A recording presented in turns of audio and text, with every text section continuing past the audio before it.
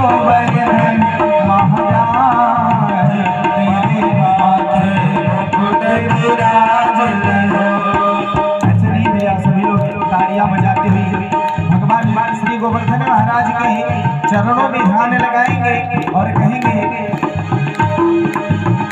ओ गिरिराज धरण में तो तेरी शरण, गिरिराज धरण में तो तेरी शरण, तेरी शरण हाँ तेरी शरण, तेरी शरण हाँ तेरी शरण, गिरिराज धरण प्रभु तेरी शरण, गिरिराज धरण प्रभु तेरी शरण, गिरिराज धरण प्रभु तेरी शरण, तेरी शरण हाँ तेरी शरण, तेरी शरण हाँ तेरी शरण, गिरिराज धरण प्रभु तेरी शरण, गिरिराज धरण प्रभु तेरी शरण। तेरे गले में कंठा सोने, तेरे गले में कंठा सोने, तेरे गले में कंठा सोने को, तेरी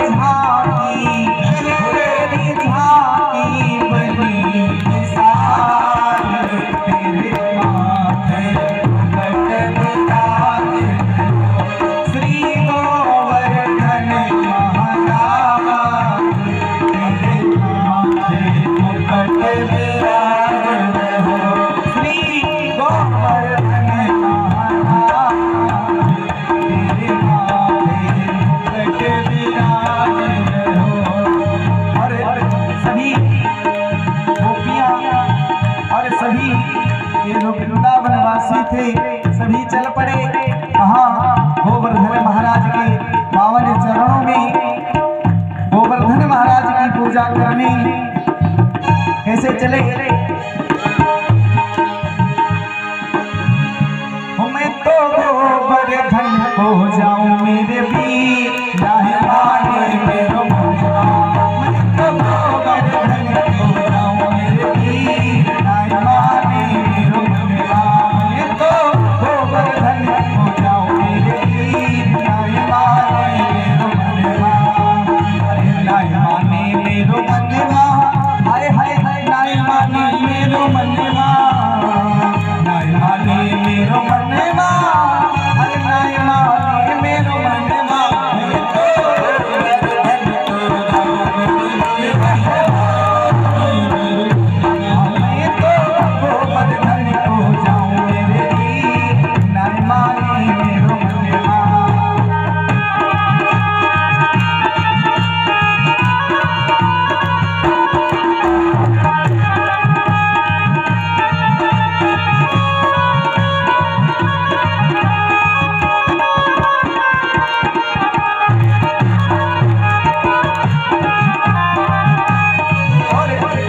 सात की तय परिक्रमा, सात की तय परिक्रमा, सात की तय परिक्रमा, मैं तो मानस गंगा नहाऊं, नाय माने मेरो मनवा, मैं तो गोवर्धन हो जाऊं मेरे वीर, नाय माने मेरो मनवा।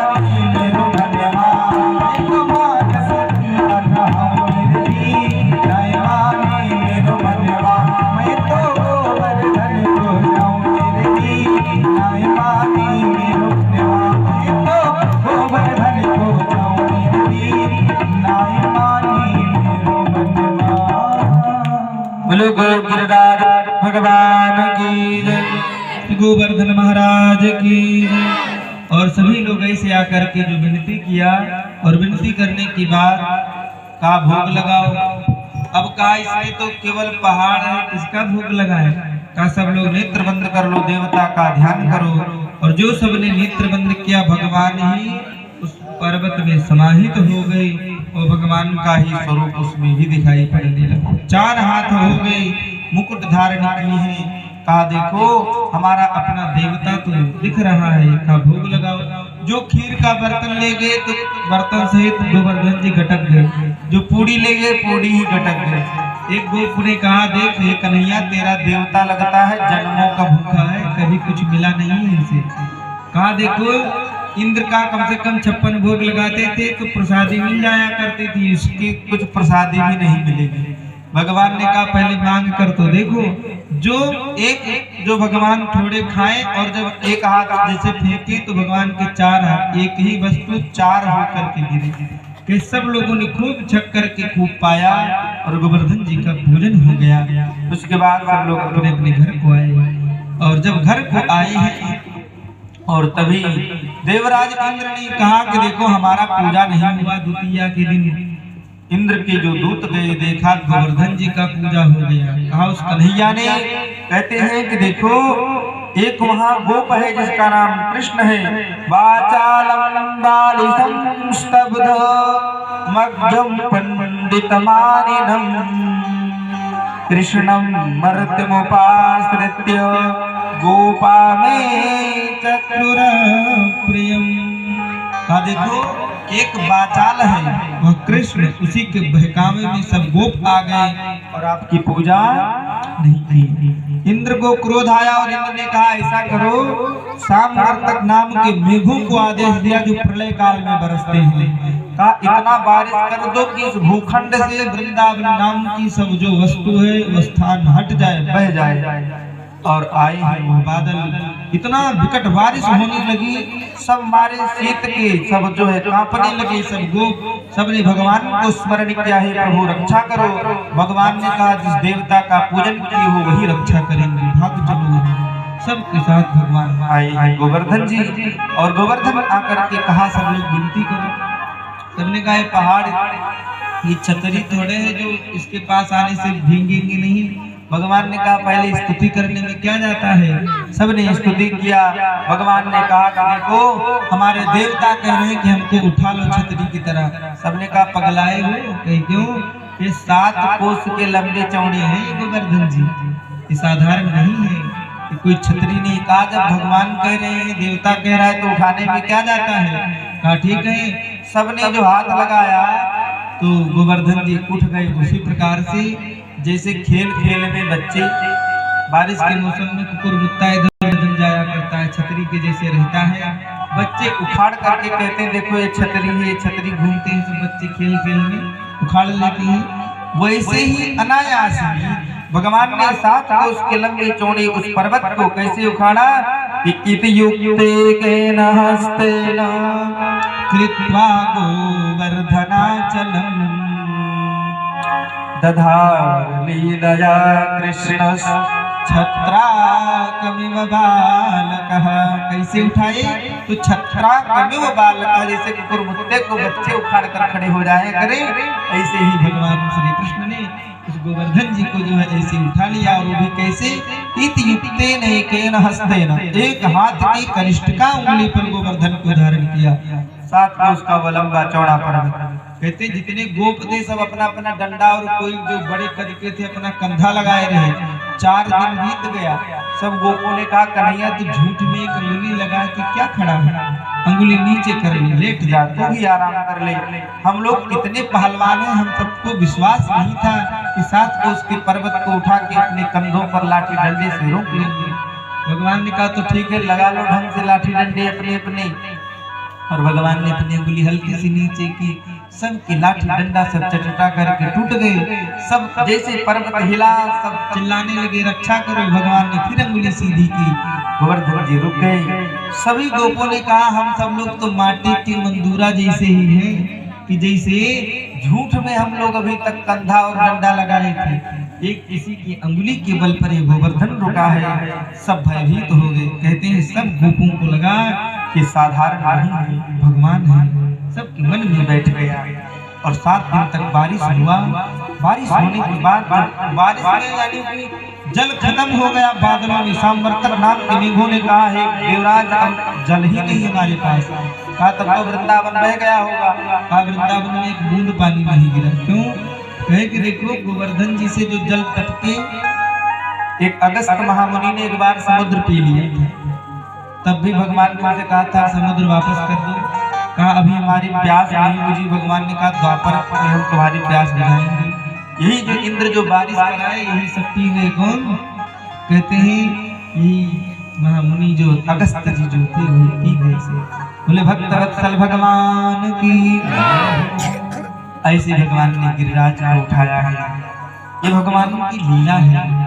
और जब गोवर्धन को रख के सब लोग जाने लगे, सभी गोपों ने कहा नंद बाबा से, नंद बाबा एक बात बताओ कि तुम्हारा ही लड़का है, पक्का है? नंद बाबा ने कहा क्यों? कहा तुम्हारा लड़का नहीं हो सकता। कहा क्यों? कहा ये तो लगता है भगवान है। क्यों? कहे देखो कोई 7 कोस का पर्वत अपनी यदुवंश में बहुत लोग अवतार लिए, बहुत लोगों का जन्म हुआ, बड़े बड़े पहलवान हुए, लेकिन इतना बड़ा पहलवान आज तक कोई हुआ नहीं है। ये भगवान ही है।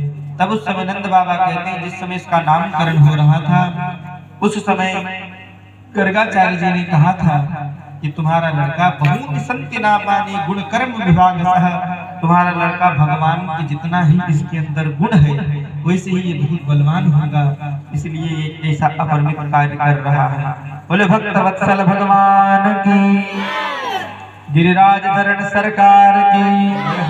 और उसके बाद भगवान अब की बार दोबारा बंसी बजाया है। कब? ये ठीक 1 वर्ष के बाद। और आज हेमंते प्रथमे मासे, हेमंत के प्रथम महीने में भगवान आज कब शरद पूर्णिमा, हेमंत का पहला जो आने वाला है दिन है, आने वाला ही था। शरद पूर्णिमा की रात्रि है। भगवान चंद्रमा को देख करके आज बंसी को बजाया है। ये बंसी किसी सुनाई पड़ी? जो गोपियां भगवान को पाने के लिए मां कात्यायनी का व्रत की थी, पूजन की थी, उनके कान में सुनाई पड़ा। और जो गोपी जिस अवस्था में थी, जैसी थी, जिस प्रकार से थी, उसी प्रकार से वैसे ही उसी अवस्था में चल पड़ी और आई है भगवान के पास। भगवान ने कहा आओ स्वागतम महाभागः। जो कहा स्वागतम हो महाभागः, सभी गोपियों को लगा बुलाए हैं तो स्वागत कर रहे हैं।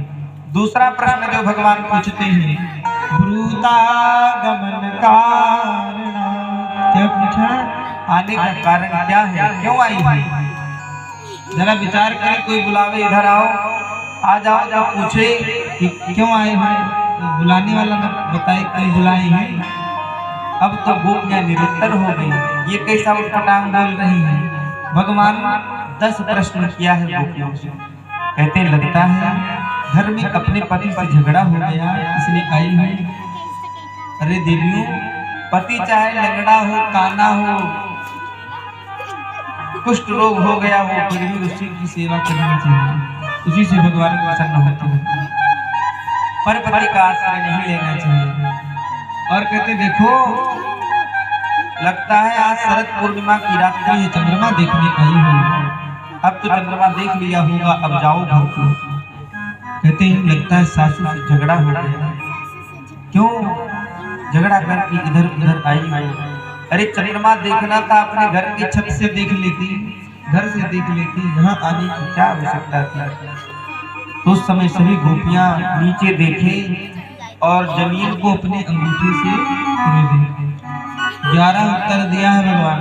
कहा देखो एक तो हम तुम्हारा प्रवचन सुनना नहीं चाहते, प्रवचन नहीं करना चाहिए जहाँ लोग सुनने वाले हों, सुनने की इच्छा न हो तो उसी समय कथा बंद कर देना चाहिए। कहा देखो प्रवचन, एक तो तुम अहीर के छोरा, तुम्हें प्रवचन करने का अधिकार किसने दिया? और हम सब तुम्हारा प्रवचन सुनने नहीं आई, तब क्या करने आई हो? सब कहती है ये प्रभु आपका जो कृष्ण रस का पान करने के लिए हम लोग यहाँ आए हैं।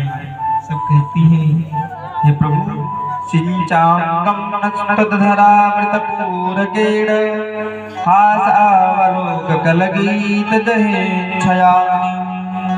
हे प्रभु तुम जो कहते हो बार बार चले जाओ चली जाओ चली जाओ, जरा विचार करो प्रभु, आपने हमारे चित्त को चुरा लिया, मन को चुरा लिया, मेरा हृदय को आपने चुराया है और कह रहे हो कि जाओ। इस शरीर जाएगा, ये प्राण तो आपने चुरा ही नहीं है अपने पास। हे प्रभु इस शरीर घर को चला जाएगा पर मन आपके पास रह जाएगा। मन भी हमें दे दो, क्यों चुरा लिया हमारे मन को, है मनमोहन, तब हम चले जाएंगे। आपसे जो प्रेम लग गया वो मुझे वापस कर दो, फिर हम चले जाएंगे। और उस समय मनमोहन श्री कृष्ण निरुत्तर हो गए। कहा क्या क्या करे, कहा अधरामृत का पान कराए। फिर तो क्या था, जितनी गोपी उतनी कृष्ण हो गए। देखते ही देखते कहते अमित रूप प्रगटे होते ही काला भगवान अमित रूप में प्रगटे और महारास प्रारंभ हुआ। कैसे राधा नाचे कृष्ण नाचे, नाचे गोपी संग, इतना सुंदर जो है महाराज का नृत्य हो रहा है। और बड़े भाव से आइए हम लोग श्रवण करते हैं। बोले भक्तवत्सल भगवान की, रास रासेश्वर श्री कृष्णचंद्र भगवान की। और आज एक दूसरे के साथ सभी गोपियों को लगे कि भगवान हमें ही ज्यादा मान रहे हैं। कैसे सब को ऐसा लगे कि सबसे पहले भगवान हमारे हैं। ये नृत्य कोई साधारण नहीं है, जीव और ब्रह्म का मिलन है।